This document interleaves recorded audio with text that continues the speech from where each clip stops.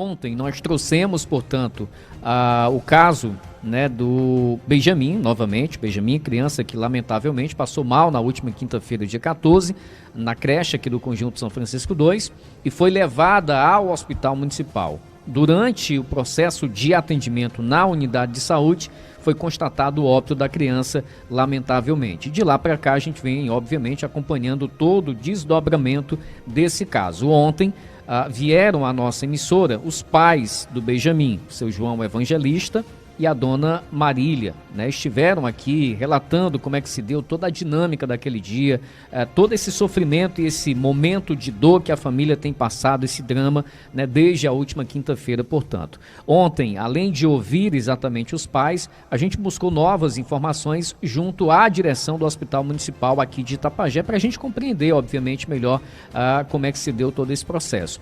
A direção do hospital emitiu hoje uma nota, né? A imprensa enviou, portanto, aqui a nossa equipe. Eu vou trazer o nosso repórter Maicon Rios, que exatamente é quem está incumbido dessa pauta, acompanhando exatamente esses acontecimentos, para que nos traga, portanto, esse posicionamento dado pela direção do Hospital Municipal aqui de Itapajé. Maicon, boa tarde, seja bem-vindo. Boa tarde para você, Clésio. Boa tarde, ouvintes do Jornal Integração. Conforme noticiamos ontem, o hospital, naquele momento, não se pronunciaria a nossa reportagem, entretanto, estaria emitindo uma nota sobre o assunto. E conforme foi divulgado, a nota realmente chegou ao nosso conhecimento hoje. Estaremos trazendo agora na íntegra esta nota, conforme foi divulgado pelo Hospital Municipal. Nota à imprensa. O Hospital Municipal de Itapajé, João Ferreira Gomes, vem, por meio desta nota e através de sua direção clínica e administrativa, esclarecer sobre o atendimento à criança Benjamin em 14 de setembro de 2023. O paciente chegou ao Hospital Municipal nos braços de uma professora da creche Ned Sonho de Criança, desacordado. Na ocasião, a criança foi encaminhada imediatamente para a sala de reanimação, onde foram realizados preliminarmente os exames clínico e físico pertinentes, tendo sido constatado quadro gravíssimo, visto que o paciente se apresentava inconsciente, sem reação a estímulos médicos, tendo sido necessária a intubação imediata, diante de uma classificação na escala neurológica de Glasgow 5. E salienta-se que na cavidade oral foi visualizado a presença de sangue, o qual precisou ser aspirado para realizar o procedimento de intubação.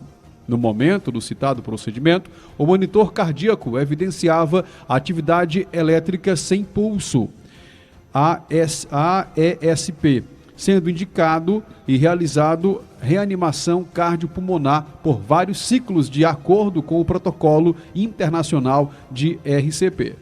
Em nenhum momento a criança apresentou quadro de estabilidade hemodinâmica na sala de reanimação, inviabilizando naquele primeiro momento a transferência com o paciente em parada cardiorrespiratória. Cabe ressaltar que o mesmo não respondeu verbalmente durante os procedimentos.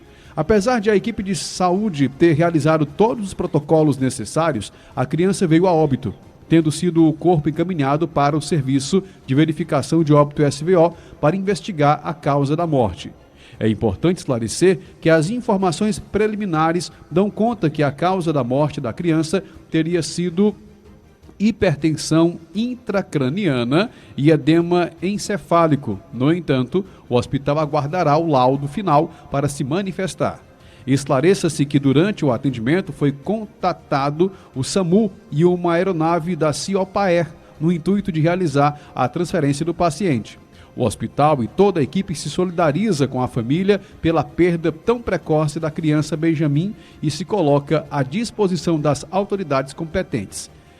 Dr. Idário Queiroz, diretor clínico do Hospital Municipal João Ferreira Gomes. Muito bem, 1h22, foi enviada hoje de manhã, não é isso, Maicon? Pela manhã. Ok, obrigado, Maicon, portanto, né, a gente, como eu já falei ontem, a gente continua acompanhando esses casos. A gente insistiu para uma entrevista, né, com a direção do Hospital Municipal, porque eu acredito que a entrevista ficaria exatamente mais claro alguns pontos, dirimia algumas dúvidas que ainda pairam no ar. Por exemplo, quando você acompanha essa nota, você observa alguns pontos, algumas interrogações que ficam no ar. Se fosse uma entrevista, a gente poderia já indagar ao responsável, né, pela unidade de saúde, e a gente poderia já tirar essas dúvidas. Que horas exatamente foi constatado o óbito da criança? Né, qual foi o momento exato? Na nota informa que em nenhum momento a criança esteve num quadro de estabilidade, né, teve estável. Por que essa informação foi repassada à família enquanto eles aguardavam lá fora, né, a questão da transferência? Ontem os pais relataram aqui na entrevista para a nossa emissora que receberam em alguns momentos essa informação de que a criança estava estável, né? E inclusive diante dessas informações a mãe se ausentou do hospital em alguns momentos, foi em casa, mas o pai ficou lá na unidade de saúde, mas ela confiando nessa informação que a equipe repassou para a família, né, que havia, né, uma certa estabilidade no quadro clínico da criança, ela foi em casa, não sei se pegar alguma coisa, resolver alguma coisa, enfim, mas essa informação foi repassada para a família. A nota diz que em nenhum momento, né, se teve esse quadro, esse estágio, portanto, no tocante à situação do Benjamin. Por que isso foi passado para a família, portanto?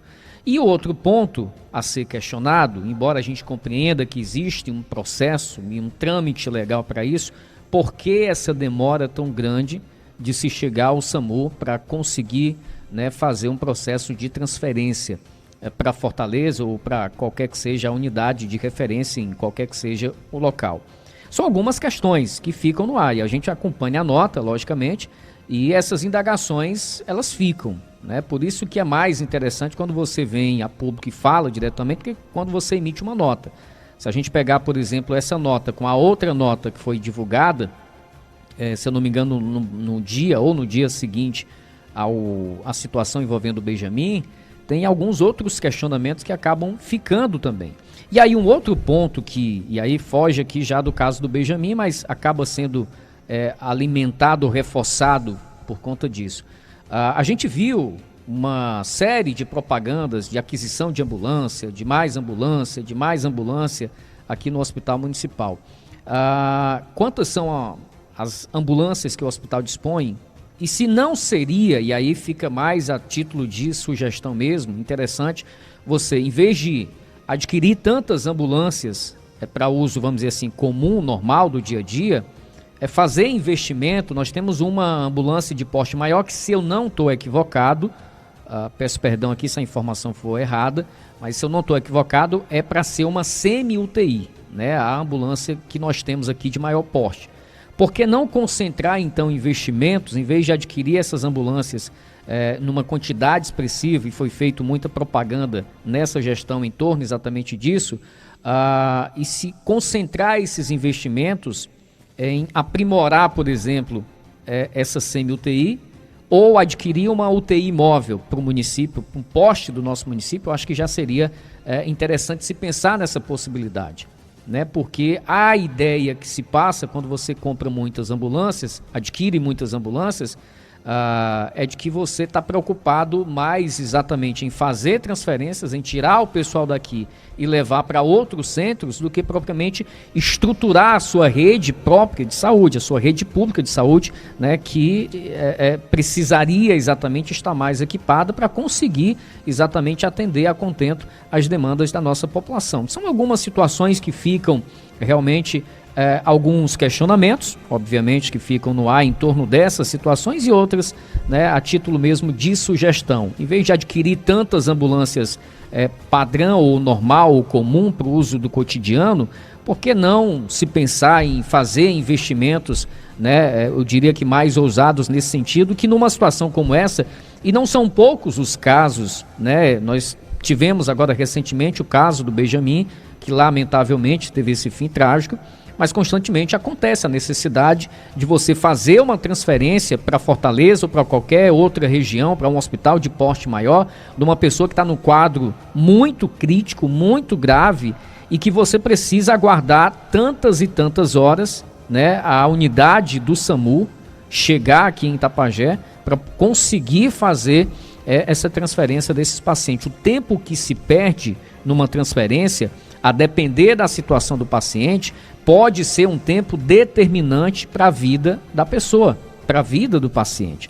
Então, são situações que o governo precisa realmente pensar e buscar, né, alternativas para conseguir chegar nessa situação de uma qualidade, de uma equipação maior e melhor no tocante à saúde pública aqui do município.